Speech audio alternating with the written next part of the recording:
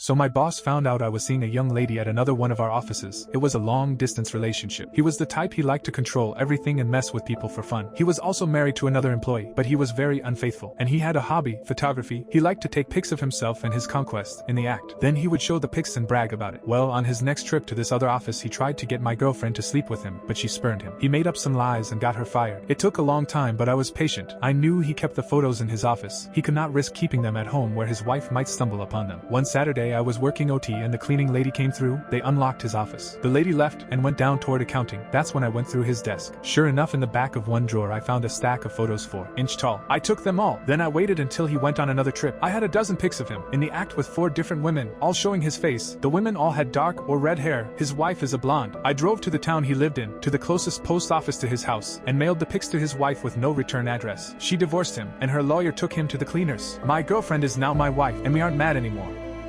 About 3 or 4 years ago, I started getting spam calls from realtors looking for Roy. They spammed me for a week or 2, then it stopped. I forgot about it and moved on. Occasionally, I'd get another one. Every time, it was about Roy selling property in a state on the opposite side of the country. Instead of telling the caller off like usual, I talked to them one night. They were happy to give me Roy's full name and the address of the property he kept dangling for sale. I looked him up. He had been using my phone number on all the real estate websites, so he didn't get bothered with calls. The calls died off. I forgot about it again. About 2 months ago, they started back up again. I remembered where I had written down Roy's info and checked him again for an updated phone number. This time I lucked out and found his real cell phone. The very next day, I got yet another phone call with an out-of-state area code. "Oh, are you looking for Roy? Hang on a sec. Let me get you his phone number. Are you related to Roy?" "Nope, never met the man or been to that city. I live about 3,000 miles away, but that bastard has been giving out my phone number for 4 years. I did some digging and found him. I don't know what you do for a living, but you should really be an investigator." "Why, thank you. I am. Would you mind updating your system with that phone number instead?" "I certainly will. Thank you for being so nice about this. I have not gotten a single call since."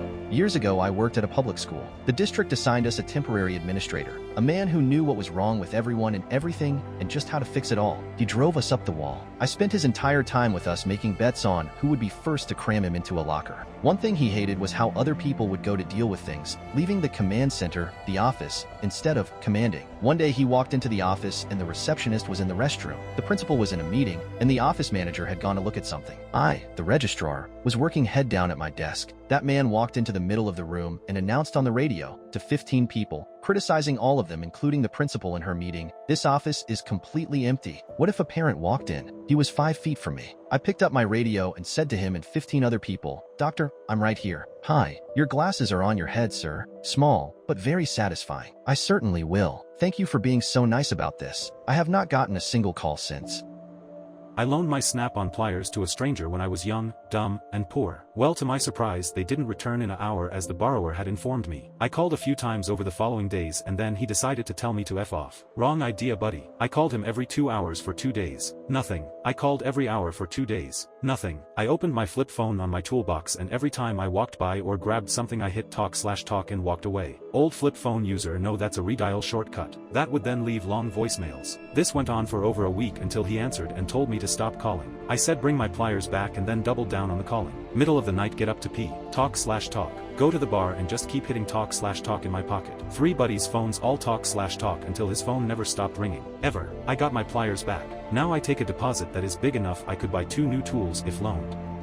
We shifted countries for career opportunities, leased our lovely 2-story home up a steep driveway long-term to a well-known local socialite and local government publicity manager. All was good, then his mom with early dementia arrived and our home was suddenly unsuitable. The driveway was declared dangerous. It wasn't. The staircase was illegal. It wasn't. The upstairs deck railings were unsafe. They weren't. He wriggled and squirmed to get out without breaking his lease. We offered to help, but he was hard to deal with. Suddenly the rent stopped. He'd done a runner and disappeared. It annoyed us and we lost money in rent and paying tidying up costs, but it wasn't worth pursuing legally, especially as we're busy overseas. 2 years later we returned and while visiting my brother in another city I saw a nice old Jaguar XJ6 I recognized. It was Mr. Tennant's. He'd bought a house down the road from Little Bro. That afternoon, my knowledge as farm agrochemicals advisor kicked in. I visited a farm supply and garden center, bought paint aerosols and 2 long-term herbicides. That night embarrassing graffiti appeared on his front fence calling him a cheat and a wanker, and after he'd got that removed, his roadside verge lawn had a huge "see you" and slowly emerge, which took months to disappear, despite him top dressing it and trying to reseed it. What a pity.